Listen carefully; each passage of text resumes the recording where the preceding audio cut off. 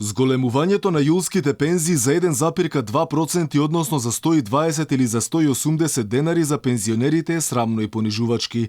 Тие пред камерата на Алфа реагираа дека зголемувањето сега пред избори имало повеќе за цел популизам и собирање политички поени отколку реална економска логика.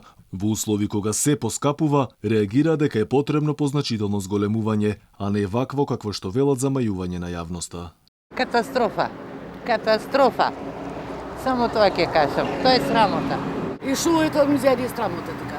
Ке подценува народот, срамота е. Да тут до тој степен. Тоа пред избори се прави, со 180 динара што ќе правиш? 180 динара пензија? Па барем Груевски беше по 500 даваше, овој 180 динара да. Согласно трошоците за живот, велат. Ништо нема, не чини. Џабе е тоа, само за лаже народ. Пензиите се релативно ниски, да се разбереме.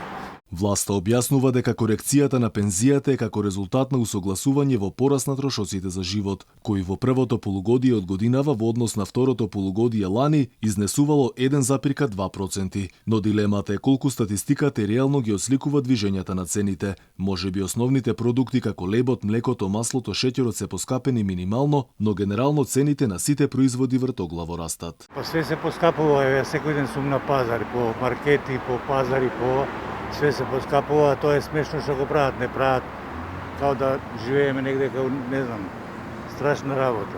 Смешно е дури да чуе човек, да слушне, мислам, смешно е.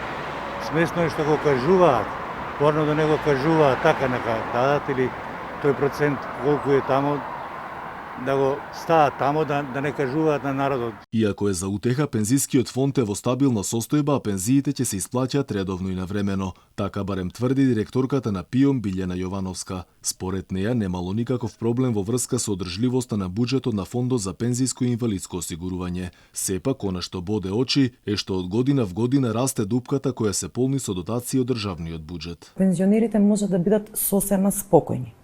Пензискиот фонд е во стабилна состојба, пензиите, како и досега, ќе се продолжат со тековна, редовна, навремена исплата, а имајќи во предвид дека на корона кризата владата донесе одлука, пензиите се уште ги исплаќаме и пред време, односно еве и сега на крајот на месецот ќе бидат исплатени јулските пензии. Во делот на планираните приходи и расходи се одвива онака како што беше предвидено, како што беше планирано.